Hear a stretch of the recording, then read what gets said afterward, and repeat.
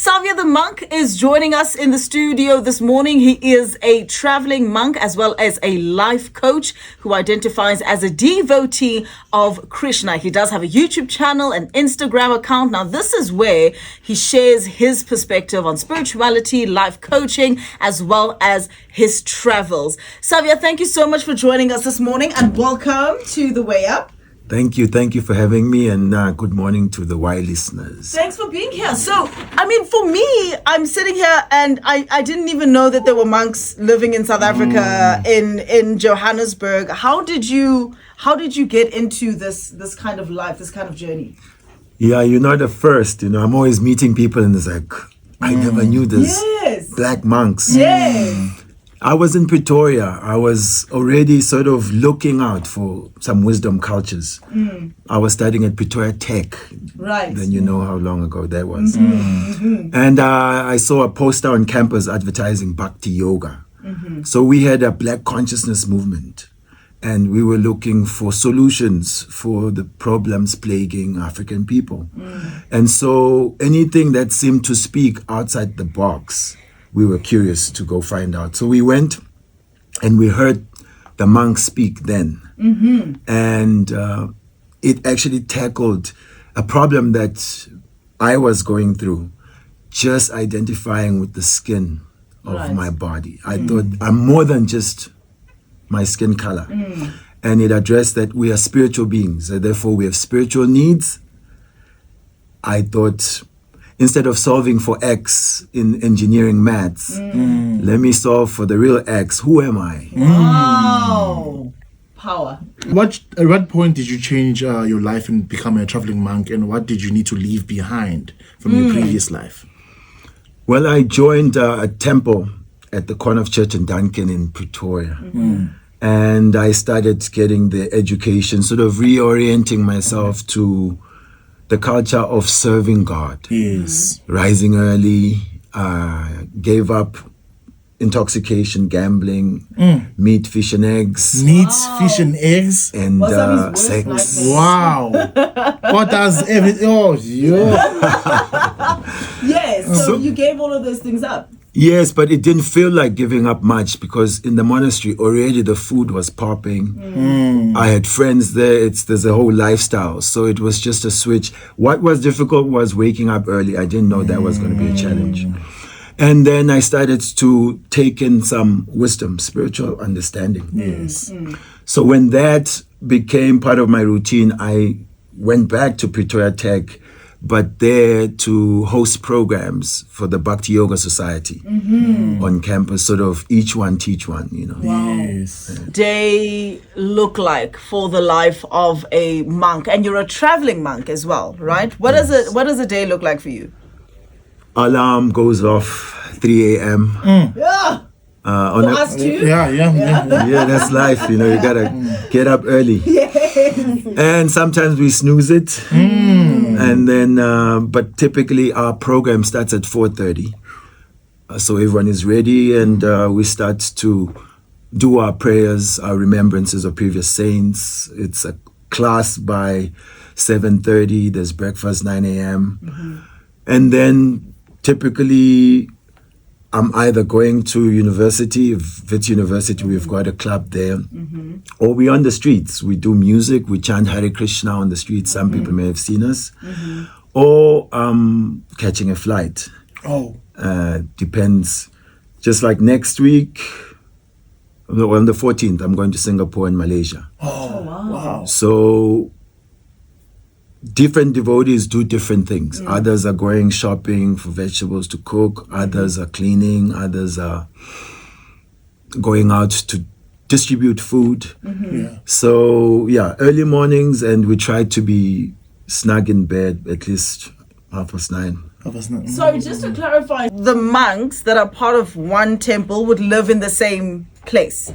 Yes. Okay. Yes. There will be an area for residents, and then one other area is where the temple, the place of worship, where the public comes. Right. Okay. Got you. And when you say you're traveling to overseas, is this just to spread the word also?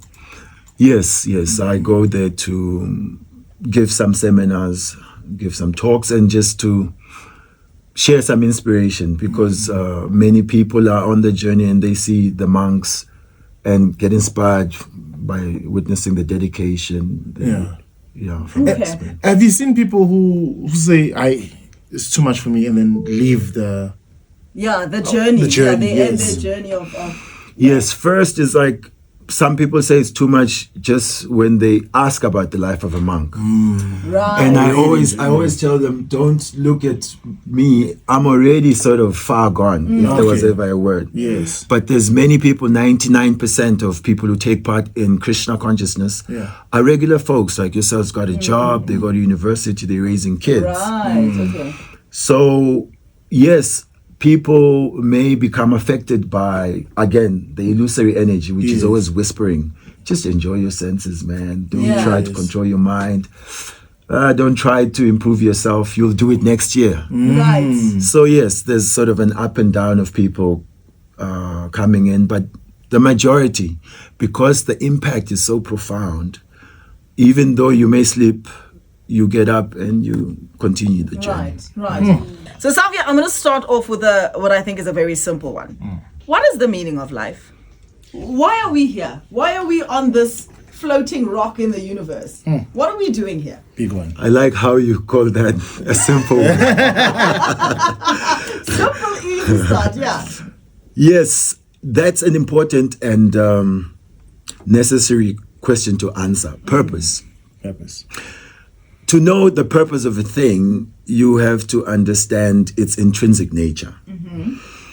To know what sugar is, you have to know its qualities. If something's presented to you and it's not sweet, then if you say it's sugar, then I'll doubt it. Right. So what is a living being? A living being is a spiritual entity, but that spiritual life force is encased in a physical body. So the machinery is a physical body. It has, you could say, hardware.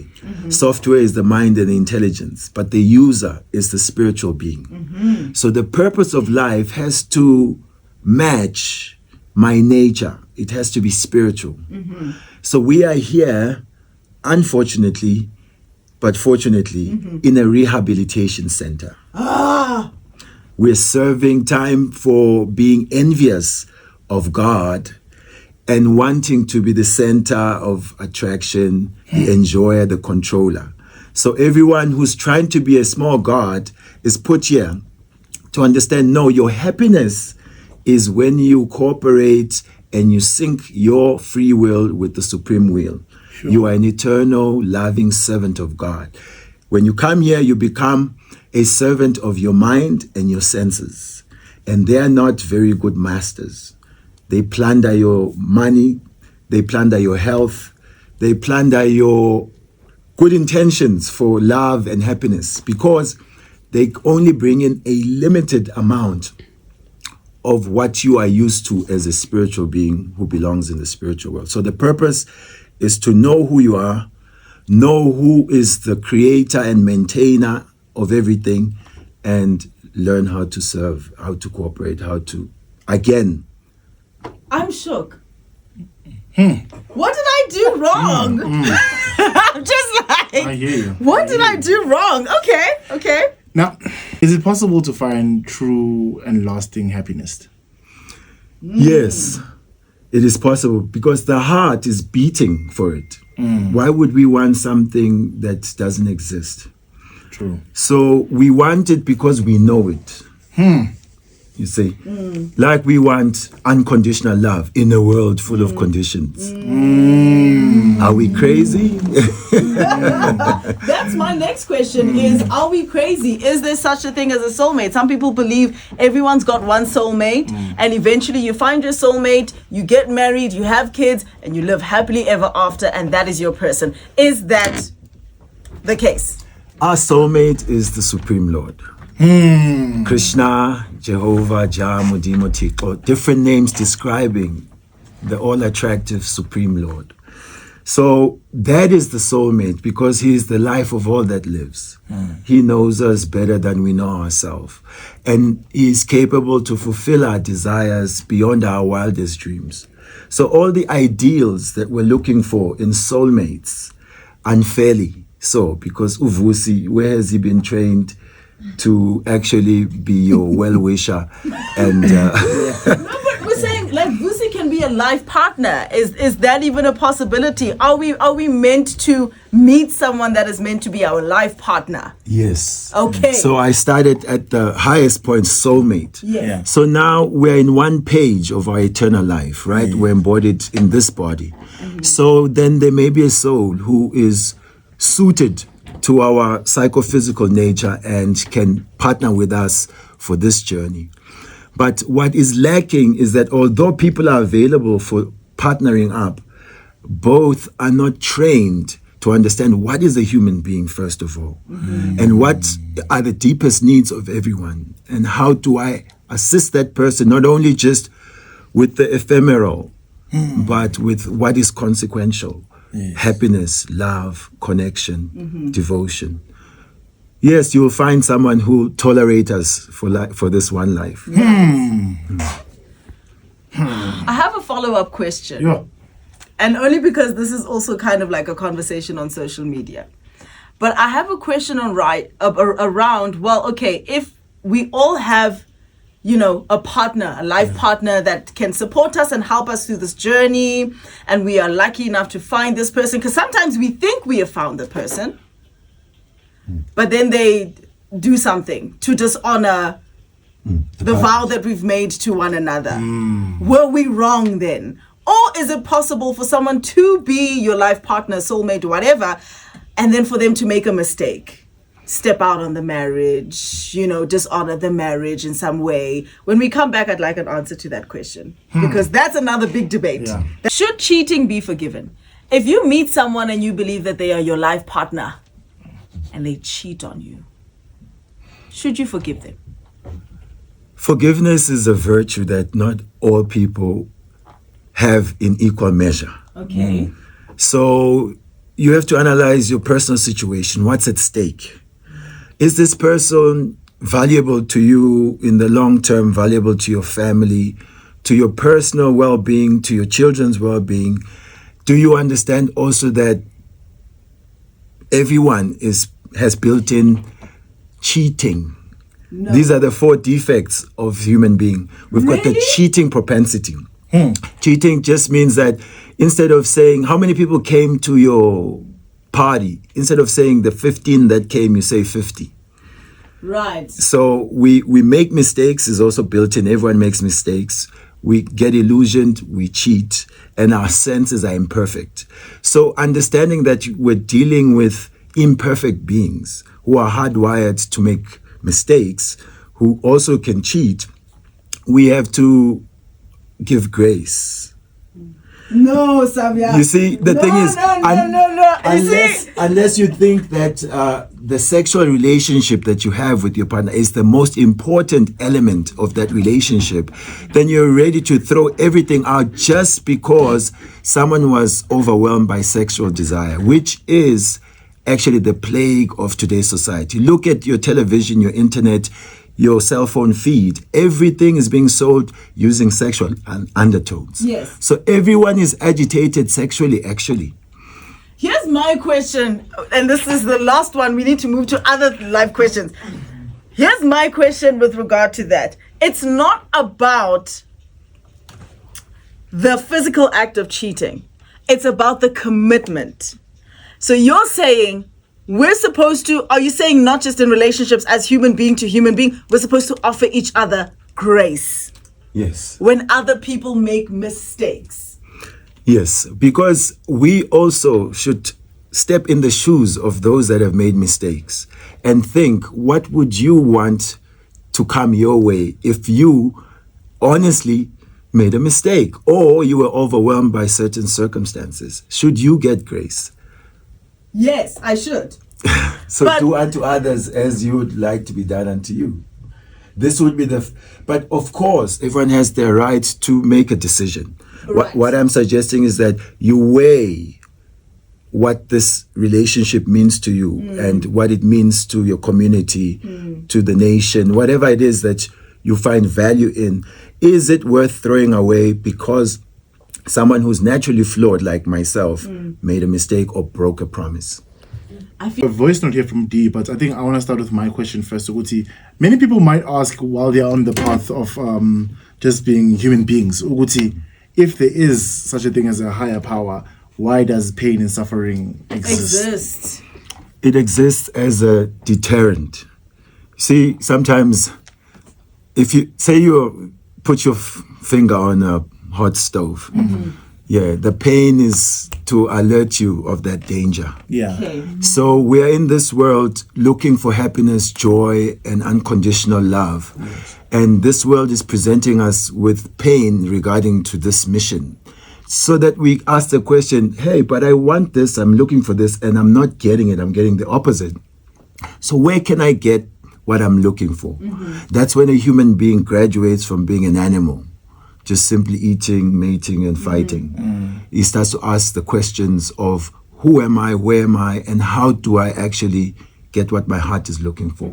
So pain is to inspire us to look for joy. Okay. No, I get what you mean. I'm thinking about it on more of a global scale, because I do wonder if sometimes as human beings on this earth as a whole, whether we cause our own pain and whether we do cause pain to others. Yes. We do. I don't really have a question, but I'm just making an observation. I think you're also trying to figure out, Uguti, the innocent, like children. Yes. Why do they experience pain? Yes. And stuff like that. So it's a tough question, but It's an assumption that they're innocent. You see, we are looking at one page of the life which is eternal of the soul. So I'm going to a movie theater and I find Van Damme, we used to watch him, he's kicking some old lady and the people are clapping. And I think, hey, what's this? He's beating an old woman. But had you come 10 minutes earlier, that old woman was abusing kids. Right. So we're seeing the soul getting a new body and we think this is new life. It's a new car. But the driver, he's got a record. He's had previous cars before. So that's why someone comes into this life and they don't get the same resources. Someone's born with some defects, someone's born poor, rich, they get an education or not. These are reactions to previous activities not seen in this particular birth. So our assumption of innocence is just that, an assumption, because we are seeing the one story in this new body. We're not seeing where the soul came from. Yeah. I think what I'm thinking about is, for example, we were having this conversation off air and I was saying sometimes it upsets me so much when I look at world leaders, for example, people who are in governments, people who are presidents, people who are in charge and responsible for other people. And they have certain decisions that they can make. Decisions that can help the population of these countries. But sometimes you hear stories, and these are alleged and some have been confirmed, but you hear stories of selfishness, of stealing, of pocketing money. And that's where I'm coming from when I say it's upsetting to know that we could live in a world that is far better than what it is now if we cared for the next person. Yes. But we don't. We have egos. We care for ourselves. You see, we're seeing the results of the levels of consciousness on the planet. So if I have no formula to deal with selfishness, with greed, with lust, with anger, then I will always be dealing with the results of lust, anger, and greed. So spiritual practice, like we are doing the chanting of Hare Krishna mantra, these mantras are spiritual sound vibrations. They're able to clean the heart of those impurities. So then you can track, where I started. I remember myself. I know what I was up to. I look at myself now and I think, wow. That's a different Change. person. Wow. Yeah. So that needs to be incorporated into the education and public lives of society. People should get spiritually trained. Savya, I'm going to ask you, it's just darkness. We finished. Some people believe that we are aware, our spirit is aware. Some people believe we go back to a source. We re-look at our life on this earth and we see where we went wrong. Some people believe in reincarnation, like we die and then we come back seconds later. There's different kinds of belief systems. What is yours? Life is eternal. So the soul gets a body, it stays in the body, then the body dies and the soul has to leave. According to the consciousness that we've developed in that particular life, then we get a birth that will match those desires. If there are lessons pending that we need to learn, we're placed in whatever species or society to further our journey. Yes. Like an animal? Yes, means there's 8.4 million species of life in the entire creation. So the human form of life is one of them. This is special because it's a junction where we could now think, I want to go to the higher planets, I want to go to spiritual world, or I want to remain on earth. And if you are so devoid of human qualities, like people say this guy is a dog or is a pig, so you cannot expect that type of consciousness to be housed in a celestial realm. He gets a body that will help him do his doggish things. Yeah. So according to your consciousness, you get a body to match that. Okay. So reincarnation is there. Okay. Morning. Very interesting conversation. I have a question. What is your take on platonic love, especially like between, a male and a female? Like, what does it mean to you? How does it work? How is it not supposed to work? I have that question. What is platonic love, or what does it mean? Right. So can a straight guy and a straight girl, or regardless of their gender, if it's platonic, can they love each other without, I'm assuming, wanting to be romantic? It's said that man is like butter, woman is like fire. Okay. So even if the butter is kept in a freezer, if you put it around fire, it may not be immediate that it's melting, but it is. Going to melt. So the laws of nature are such that male and female tend to be attracted to each other, even if it's not overtly. It's slowly can degenerate to a sexual permutation of that arrangement. Naturally, brother and sister friendship, it exists. Yes. It exists, and sometimes it exists better if within yourself you don't find the other sexually desirable. Yes. But you can never really know, because what is attractive is the soul. So the more you spend time with the person, we are all beautiful as spiritual beings. If not, that will come forward. Maybe you'll discover intellectual beauty. There may be intelligence. So as you hear each other, there's attraction, there's attachment, and then it may degrade to now, I want to enjoy this more intimately. Right. So caution in the wind with those types of relationships.